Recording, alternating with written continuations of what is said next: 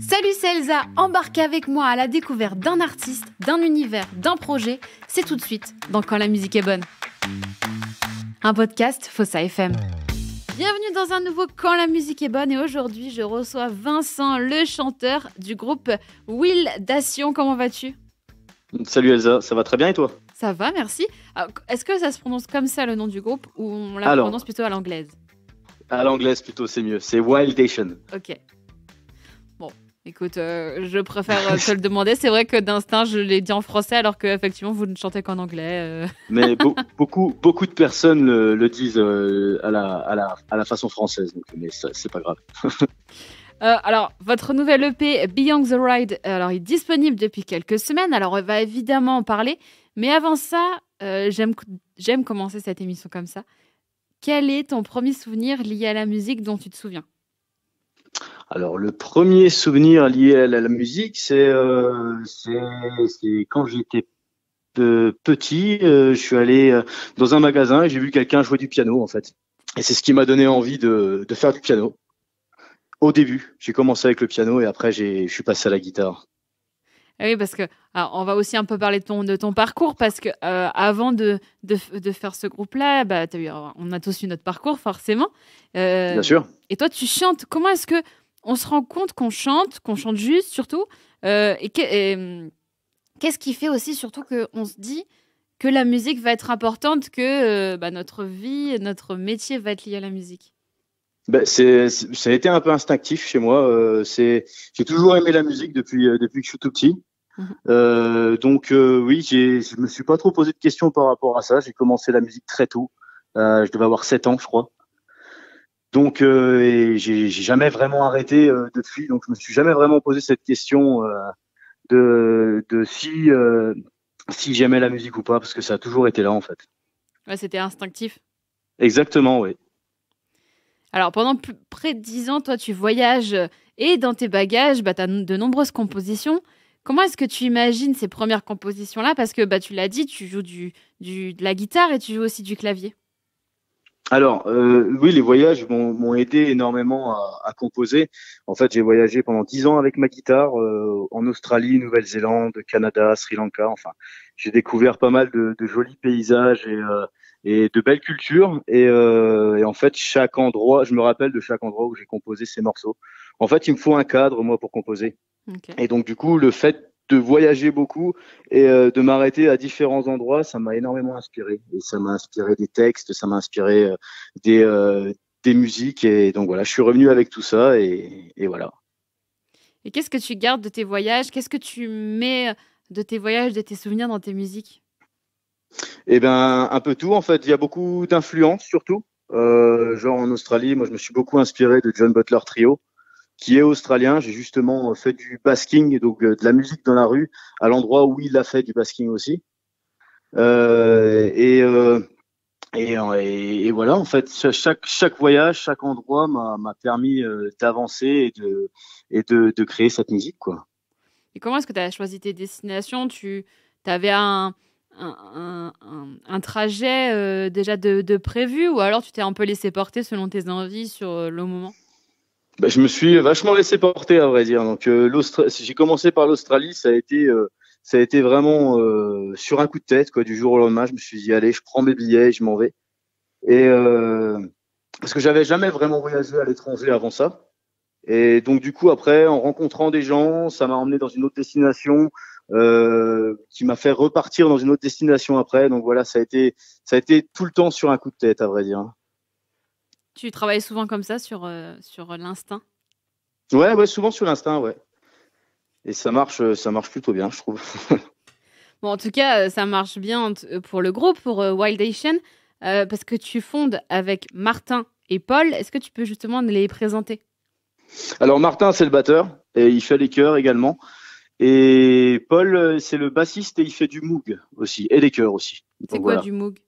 Alors du moog, c'est un synthétiseur en fait qu'on utilise vraiment dans les fréquences basses. Donc ça donne vraiment une modernité au projet et un truc vraiment infrabasse qui porte vraiment ces fréquences, les fréquences dans les graves en vrai.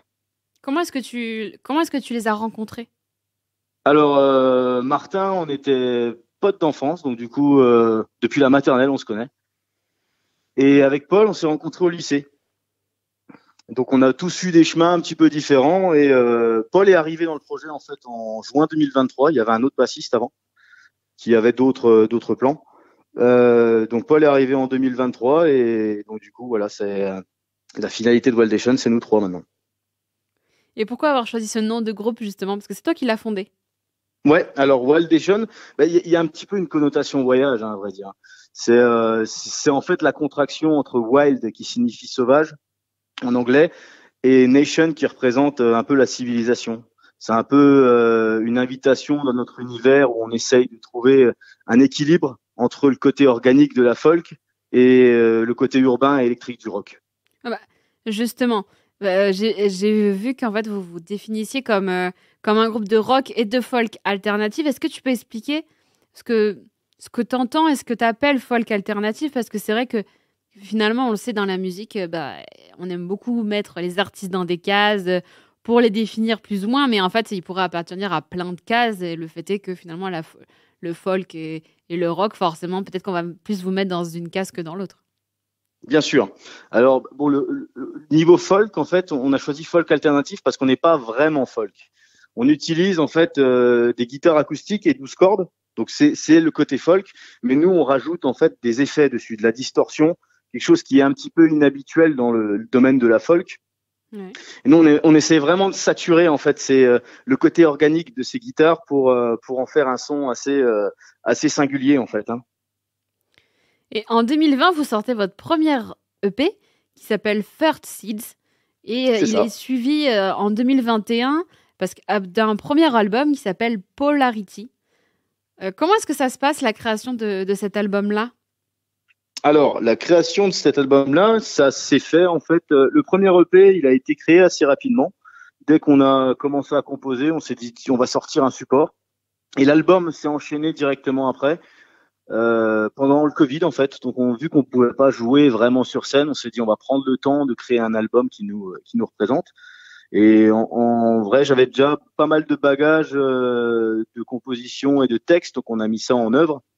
Et ensuite, avec les autres membres du groupe, on a travaillé sur les arrangements et on a travaillé sur d'autres morceaux pour créer ce premier album, Polarity, qui a 11 titres, qui est disponible sur toutes les plateformes. Et voilà, en fait, la composition s'est faite assez rapidement et avec quelque chose qui nous ressemblait à tous les trois. Donc voilà. Et pourquoi avoir choisi ce premier nom d'album, Polarity? Alors, c'est pour le côté éclectique en fait de ce premier album. Il y a un côté très comment dire pop au début et ça part à partir du milieu de l'album, ça part assez rock en fait. C'est vraiment Polarity, c'est vraiment pour montrer les deux pôles en fait, hein. Les deux pôles de cet album. Non, on commence avec un registre, on finit avec un autre. Exactement, exactement. C'est une sorte d'évolution. C'est progressif quoi. Quel regard tu portes sur vos deux premiers opus? C'est très bien de voir l'évolution par rapport à maintenant notre deuxième EP. Donc on voit l'évolution et j'aime encore beaucoup le premier EP et le premier album. Mais c'est vrai que c'est intéressant de voir le chemin qu'on a parcouru pour pouvoir délivrer justement ce deuxième EP. C'est toujours très positif le regard que je pose sur ces deux premières sorties. Et est-ce que justement, parce que vous avez fait de la scène et vous en faites encore, est-ce que le premier EP, en tout cas s'il est dans la setlist, c'est le premier album aussi, est-ce que vous les jouez différemment? Est-ce que vous les avez réarrangés avec vos idées, vos envies qui forcément ont évolué depuis quelques années? Ah oui, oui, bien sûr, on a réarrangé justement avec l'arrivée de Paul à la basse en juin 2023. On a dû réadapter un petit peu les morceaux, réarranger pour que ça plaise encore à tous les trois. Donc oui, oui, il y a eu beaucoup de réarrangements pour le live justement. Donc il y a beaucoup de morceaux qu'on ne joue plus de la même façon qu'on les avait joués en fait au tout début. Hein. Est-ce que c'est dur de travailler comme ça en groupe, ou toi, c'est quelque chose que tu aimes, qui t'anime? Parce que forcément, se mettre d'accord avec 2 autres personnes, c'est quand même beaucoup plus compliqué que se mettre d'accord avec soi-même. Alors bien sûr, oui, oui. Mais après, c'est quelque chose qui m'a énormément manqué en voyage. Le fait de composer et d'écrire tout seul, c'était quelque chose que j'avais besoin de retrouver, en fait, parce que je pense que c'est bien d'avoir des avis extérieurs et d'avoir des touches de personnes différentes sur un projet. Et donc, au final, moi, je préfère travailler en groupe plutôt que de travailler tout seul. Donc, c'est pour ça que du coup, tu as décidé de fonder le groupe. Exactement, et vraiment de faire un projet tout seul, c'était pas du tout quelque chose qui m'intéressait. Je trouve ça aurait manqué de mon côté un peu de partage, un peu de vie en vrai. Hein. Ça aurait été un peu solitaire et c'est pas du tout ce que je recherche. Et est-ce que tu avais des inspirations? Est-ce que tu as des groupes qui t'ont toujours fait rêver dans leur musique, dans leur manière d'être, pas forcément dans le même registre que le vôtre, mais est-ce que tu as des groupes où tu t'es dit ouais, en fait j'aimerais tendre, en tout cas en fondant ce groupe-là, à tendre vers eux? Ah oui, bien sûr, oui. J'ai pas mal d'influences. Donc j'ai déjà cité tout à l'heure, c'est John Butler Trio, qui est dans le registre un peu folk justement. Kaleo, qui est un artiste islandais, qui est un artiste assez actuel. Il y a aussi Archive, il y a Pink Floyd aussi, pour le côté progressif que j'aime beaucoup et qu'on essaye aussi de défendre un petit peu dans notre musique. Ouais, c'est vrai qu'ils ont énormément évolué quand même quand on regarde leur début et les plus récents. Ah bien sûr, oui, c'est clair. C'est clair. Alors, jeudi, il y a quelques semaines, vous avez sorti votre second EP, qui s'appelle Beyond the Ride. Et je te propose qu'on écoute Over the Clouds, qui a été, mon anglais est pitoyable, qui a été le premier extrait de l'EP. Et c'est aussi le titre qui ouvre cette EP. Comme ça, on en parle juste après, si ça te va. Ça marche, il n'y a pas de souci. Can't stop all the fire around us. Living on the edge and no time to surrender. My head is in the middle of the ocean. Over the clouds, over the clouds. We can't control the rhythm of the thunder. We're dancing underneath with no need of a shelter. Looking up to the top of the mountain and over the clouds, over the clouds.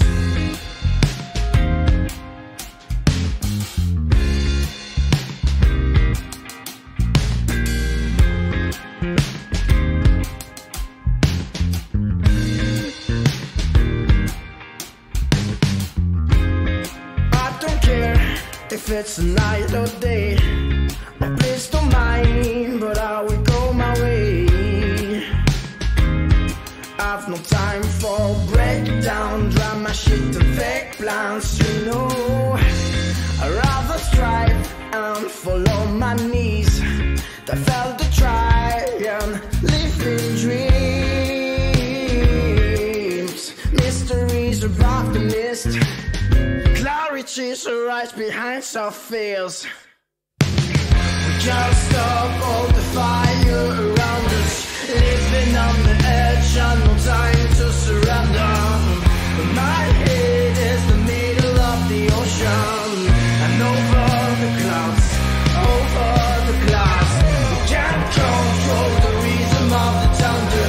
We're dancing underneath with no need of a shelter. Looking up to the top of the mountain and over the clouds, over the clouds. We can't stop all the fire around us. Living on the edge and no time to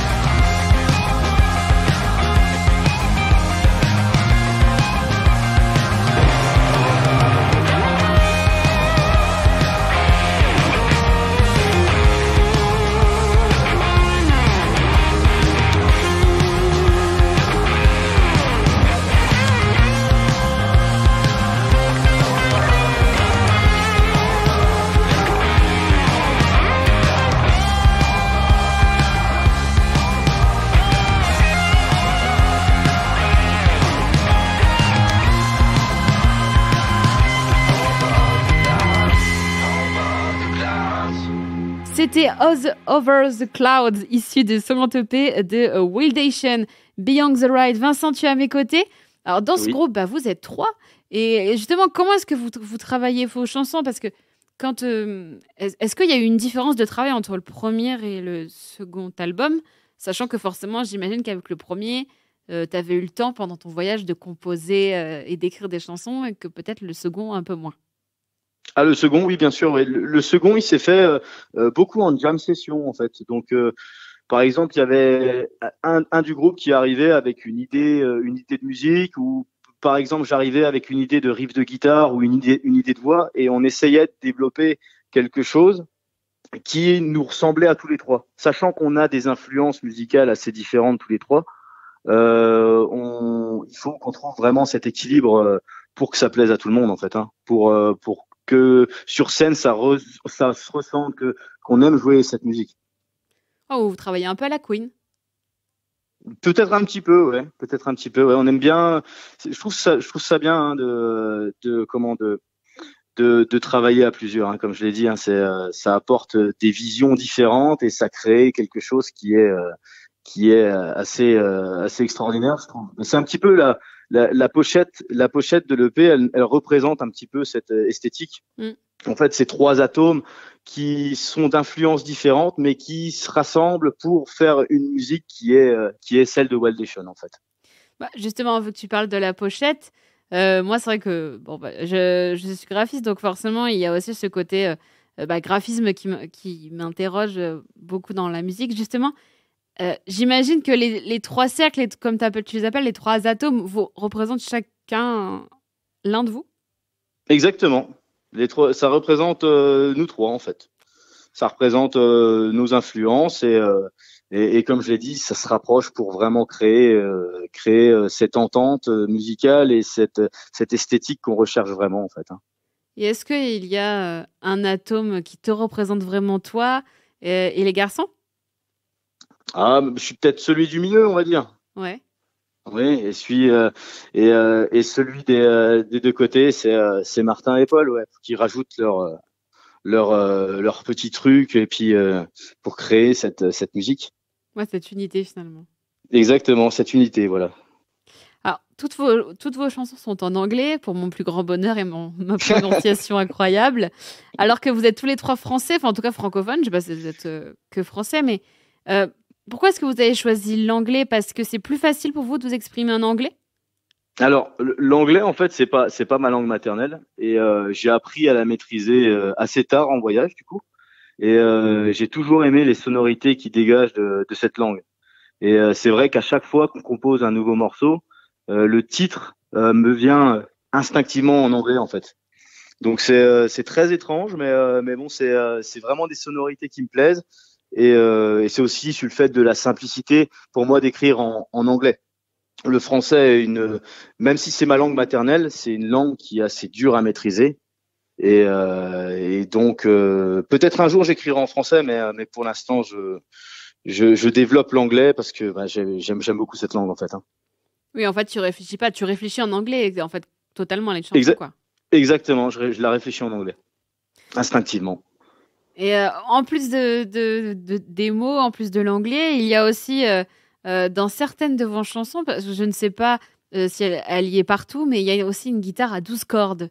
Comment est-ce qu'on arrive à jouer avec autant de cordes? Alors, on me pose souvent la question, mais en fait, c'est très simple. En fait, la 12 cordes, il faut la voir en fait comme une 6 cordes, avec simplement chaque corde doublée d'une octave au-dessus. Ouais. Donc elles sont assez rapprochées chaque corde. Ça fait 6, mais il y a toujours 2 cordes qui sont très rapprochées, en fait. Et en fait, c'est à peu près le même principe. Il faut appuyer un tout petit peu plus, mais sinon il n'y a pas de grande différence. Et ça offre vraiment une sonorité qui est très atmosphérique, très ouverte, et on aime beaucoup, quoi. Oui, parce que t'évoquais justement John Butler tout à l'heure, et lui, il joue avec une guitare à 12 cordes. Ah, bien sûr, oui. John Butler Trio, il joue avec une guitare à 12 cordes, et oui, non, quasiment tous ses morceaux, il est à la 12 cordes. Hein, Ouais, moi je l'ai vu sur scène, c'est vrai qu'on le voit, tu te dis, ouais, ça a l'air simple, ouais. Oui, oui, quand on le regarde jouer, oui, c'est vrai que on se dit oui, ça a l'air très simple, mais au final, non, c'est pas simple du tout. Facile, le mec, il joue les fermé, tout va bien. Ouais, facile, ouais. Vous avez fait aussi des sessions live de plusieurs des morceaux de l'EP dans des lieux insolites. Par exemple, vous êtes allé dans un amphithéâtre dans les Vosges pour le titre Nothing's Lights. Nothing Last, ouais. On a fait cette vidéo dans les Vosges, ouais. C'était un petit peu une référence, un petit clin d'œil au live de Pink Floyd à Pompéi, en fait, hein. On voulait vraiment faire un truc qui ressemblait un petit peu à nos influences aussi. Donc oui, c'était très très beau projet à faire. C'était super chouette de tourner dans cet amphithéâtre. Ça correspond bien en fait au morceau en fait qu'on a joué là-bas. Ouais, puis en plus, pour celles et ceux qui ne l'ont pas encore vu, je vous invite à aller le voir. Il y a des plans incroyables faits au drone. Qui, du coup, C'est ça. on se rend compte de l'immensité de cet amphithéâtre parce qu'on vous voit, vous, en tout petit. Oui, c'est vrai. C'est vrai qu'on paraît vraiment tout petit au milieu de cet amphithéâtre, mais c'est assez incroyable, ouais. C'est assez incroyable cet endroit, ouais. Et dans cette chanson-là, justement, tu dis, alors je vais le dire en français, les dictateurs meurent et la paix arrive. Tu y crois, toi? Oui, en fait, nothing last, ça veut dire que rien ne dure, en fait. Dans l'idée, non, j'y crois pas vraiment. La paix arrive pour être remplacée par un autre dictateur, en fait. Ouais. D'où, en fait, que rien ne dure. Un dictateur meurt, et la paix arrive, mais ne va pas durer non plus, en fait. Et va être peut-être remplacé encore par un autre dictateur. Donc, en fait, ça parle un peu de l'impermanence de l'existence, en fait. Que tout change, que tout peut changer du jour au lendemain. Et c'est un cercle comme ça qui se répète, et voilà. D'où cette phrase. C'est la chanson Lay Down qui clôture cette EP. Et tu y dis s'allonger et penser à voix haute parce que tu ne sais pas où est ta place. Justement, qu'est-ce que tu dirais au Vincent qui commence tout juste le clavier si tu pouvais? Eh ben, lay down and think out loud, comme je dis dans la chanson, pour essayer d'avancer parce que la vie ne sera jamais un conte de fées et il faut continuer malgré les obstacles qui se dressent devant nous. Comment est-ce que vous choisissez vos sujets, vos envies pour vos chansons? Parce que c'est vrai que forcément, le monde est incroyable et il est truffé de sujets. Comment est-ce que vous arrivez à vous mettre d'accord sur un texte, sur une intention? Est-ce que vous arrivez avec une phrase? Je sais pas. Alors, pour les thèmes évoqués, en fait, c'est moi qui écris les textes. Donc après, je propose le thème aux autres membres du groupe et après, c'est validé ou pas, mais généralement, on arrive à se retrouver. Au niveau des thèmes, en fait, c'est des thèmes qu'on aime bien défendre, en fait, hein. C'est beaucoup aller de l'avant malgré les obstacles. Pour l'impermanence de l'existence, comme je l'ai dit, d'où la volonté de vivre à fond. En fait, c'est des messages assez importants, je trouve. Ça permet de sortir un peu de sa zone de confort et de réaliser ses rêves et puis au final ne rien regretter. Donc c'est quelque chose que j'aime bien défendre dans mes textes. Certains morceaux, j'aime bien parler de la planète aussi parce que bon, je l'ai vu sous différents angles et bon, elle va pas très bien et ça tout le monde le sait. Donc c'est quelque chose aussi qui me tient à cœur. Après, ouais, les thèmes en fait sont assez similaires dans ce qu'on fait, mais on essaie d'évoluer sur différentes choses en fait. Tu parles de regrets, est-ce que tu en as, toi? Alors, je pense qu'on a tous quelques regrets, mais après au final, c'est que c'est des regrets qui sont là, mais qui vont finir par disparaître. Alors, votre EP est sorti. Vous allez reprendre le chemin des concerts. Comment est-ce qu'on passe du studio à la scène? Alors nous on adore la scène en fait. On aime bien les deux aspects. Donc en studio, nous on crée cette musique. Vraiment, on essaye de trouver la version finale qui nous plaît vraiment. Et sinon, pour le live, on réarrange un petit peu les morceaux pour en faire quelque chose d'un peu plus vivant. Donc on rajoute des samples, on rajoute pas mal de choses qui permettent d'élever notre musique et la partager, d'essayer de créer une expérience, une bonne expérience aux personnes qui viennent nous voir en fait. Donc on essaye vraiment de de développer au maximum nos capacités sur scène en fait par rapport au studio. Et justement, en studio, est-ce que vous utilisez beaucoup les ordinateurs ou vous utilisez principalement vos instruments? Alors, on utilise de plus en plus les ordinateurs, Ouais. des nappes pour essayer vraiment de créer une ambiance particulière comme on aime bien. Et on joue par-dessus. Mais on a encore ces quelques titres qui n'ont aucune nappe et qu'on aime bien en mode power trio et vraiment envoyer simplement avec de l'instrument très organique. Pour en revenir à la scène, est-ce qu'il y a des scènes qui t'ont marqué? Parce que quand même, vous en avez fait beaucoup. On en a fait pas mal, oui. On doit être à une soixantaine de dates maintenant, je crois, depuis le début. Oui, bien sûr, il y a des scènes qui m'ont marqué. Très récemment, on a fait la première partie de Caravan Palace à Reims, à la Cartonnerie. Ouais. Donc il y avait plein de monde. Donc c'était assez extraordinaire de jouer devant plein de monde comme ça dans une grosse salle. Dans une très grosse salle avec une bonne ambiance. Sinon, oui, il y a des festivals qu'on a fait, genre le festival du Chien à Plume dans le Grand Est, où il y avait pareil énormément de monde. Et on va le refaire d'ailleurs cette année, donc on est très contents. Oui, bien sûr, il y a toutes les scènes en fait sont mémorables en fait, parce que toutes les scènes, tous les endroits où on joue, même s'il y a 8 personnes, même s'il y a 500 000 personnes, il y a toujours c'est toujours différent et en fait elles ont toutes marqué en fait ces scènes. Hein. Vous jouez. Est-ce que vous avez des petites habitudes, des petits gris-gris quand vous montez sur scène ou pas du tout?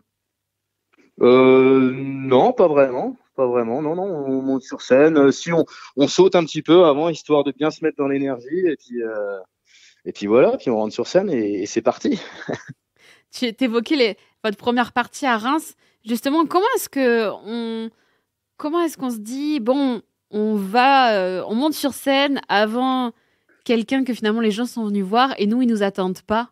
Mais il va falloir qu'on y aille et qu'on leur en mette plein la vue et qu'ils sachent à la fin comment nous on s'appelle. Alors c'est exactement le sentiment qu'on a eu justement pour ce concert et pour ces genres de concerts en première partie. C'est vrai que les gens viennent pas nous voir nous. Mais du coup, c'est un petit peu un boost en fait. C'est vraiment un test pour le coup. C'est tester sa musique devant un public qui est pas venu pour vous. Donc au final, si les gens ont aimé, eh ben c'est gagné quoi. C'est gagné. Donc je trouve que c'est un beau challenge. Quoi.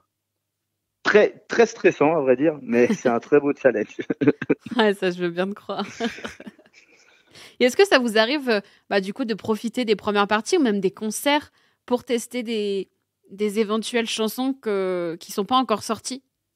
Oui, bien sûr. Ouais. Et ça, c'est oui. Et c'est vrai qu'on analyse pas mal et on attend les retours et on le cite au début. Par exemple, si on a testé des nouveaux morceaux il y a pas très longtemps et on voit si les gens accrochent ou pas directement. On le sent et oui, on teste nos morceaux sur des scènes, bien sûr.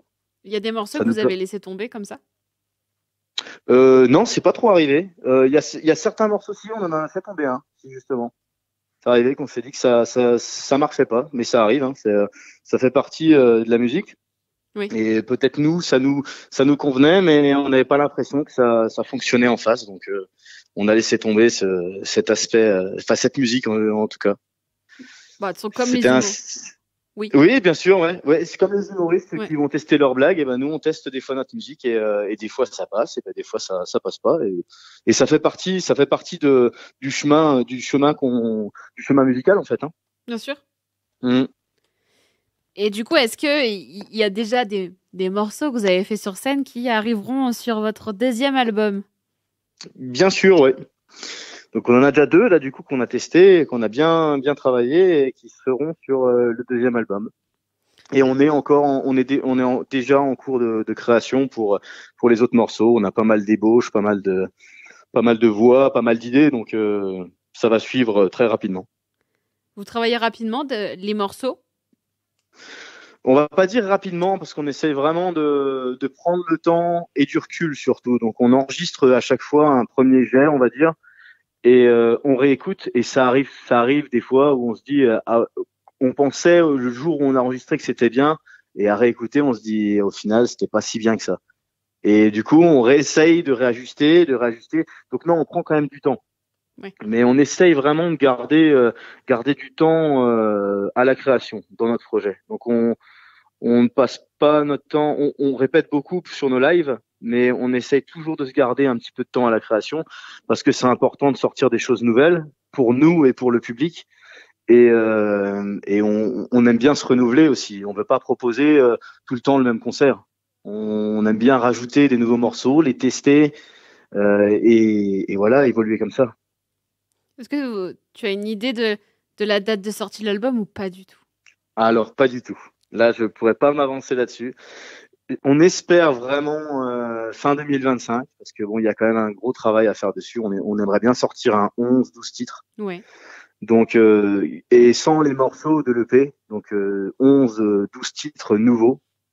Donc ouais, je pense que le temps de création, le temps de test, le temps d'enregistrement, de mixage et de mastering, oui, ça peut prendre un petit peu de temps, mais on veut vraiment sortir quelque chose d'optimal qui nous représente tous les trois et qui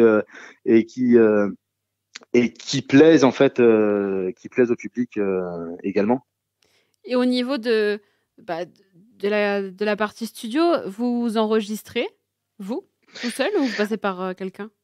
Alors pour l'instant, on a tout enregistré en autoproduction. Ok. En fait, dans des endroits qui sont propices à ça. Donc on prenait les locaux et on enregistrait nous-mêmes. Le premier album, il a été mixé par Martin, qui est aussi ingénieur du son, donc du coup, il a mixé le premier album. Mais cet EP, il a été mixé par David Dussert, qui est du Grand Est aussi, qui est un pro justement de ingénieur du son, qui fait aussi des mixages et qui a apporté vraiment une touche très, comment dire, il a apporté énormément au projet en fait avec le son qu'il nous a offert au niveau de la voix et tout ça. C'est une identité sonore qu'il a créée avec son mix. Et le mastering, on l'a fait à Globe Audio, qui veut être vers Bordeaux, je crois. Ouais, donc Il me vous semble. externalisez un petit peu quelques trucs. Oui, bien sûr. Et le deuxième album, on aimerait bien le faire avec vraiment en conditions studio. Donc plus en autoproduction, mais plus rentrer dans un studio, faire avec un ingénieur du son qui enregistre et puis faire le mix en même temps et créer vraiment 12 titres comme ça en studio en conditions vraiment professionnelles. Même si c'était déjà des conditions professionnelles, mais c'était en autoproduction. Oui, je vois. Oui, bien sûr. En tout cas, vous entourer, c'est pas quelque chose qui vous dérangerait pour le studio, quoi. Ah non, pas du tout, non. Au contraire, je pense que ça, comme je le parlais plutôt, le fait d'avoir des visions aussi extérieures, c'est quelque chose qu'on prend énormément compte dans notre musique. C'est très important d'avoir des avis extérieurs. Ça nous permet, parce que des fois, nous, on a vraiment la tête dans le guidon. Ouais. Et donc, du coup, on se pose peut-être pas les bonnes questions et on va peut-être pas dans la bonne direction. Et c'est bien d'avoir des gens extérieurs qui nous connaissent plus ou moins et qui donnent leur avis, pardon, très objectif en fait. Et justement, est-ce que tu as des personnes à qui tu fais écouter en priorité parce que leur avis, forcément, compte beaucoup quand vous créez des morceaux? Alors, ma compagne est la première personne qui écoute nos morceaux. Et je le sais tout de suite si elle aime ou elle aime pas. Donc c'est bien et je pense que les autres membres du groupe font écouter à leur compagne aussi et ça puis des fois c'est ouais non c'est pas si bien, ouais c'est bien, enfin ça dépend. Ça va, vous n'êtes pas trop susceptible?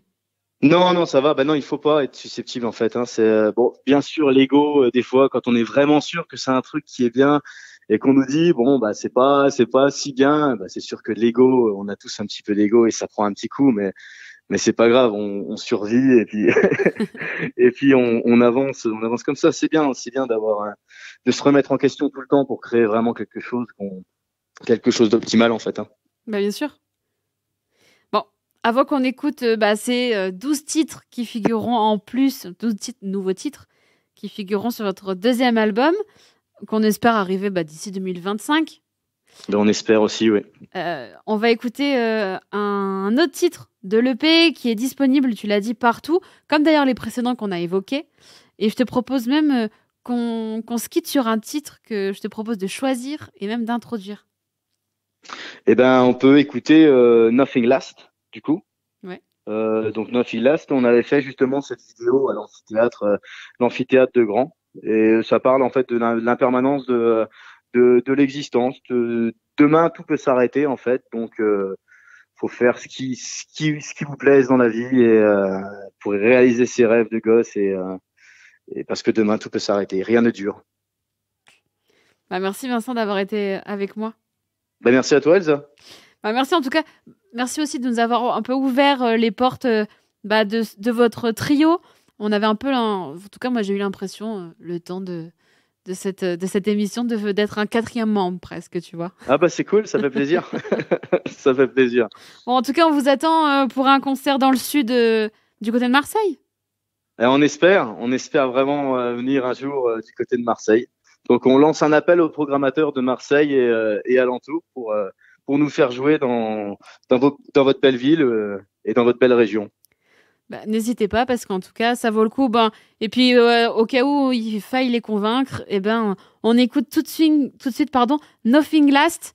Je te dis à très vite, Vincent, merci beaucoup. À bientôt Elsa, à bientôt les auditrices, auditeurs.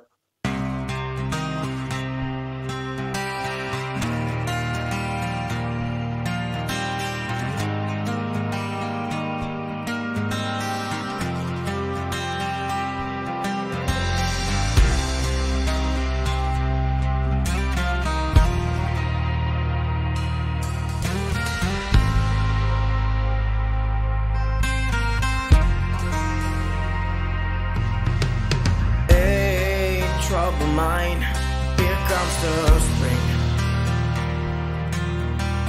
Are you conscious of your surrounding? Every season come to an end. Every breath's vital. My blood's in all veins.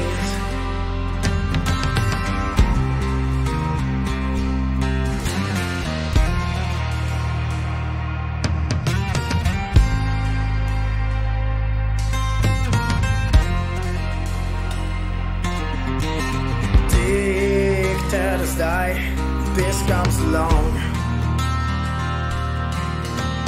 Wind blows the embers, spread it around. New seeds and ground for how long? Butterfly vision, only one.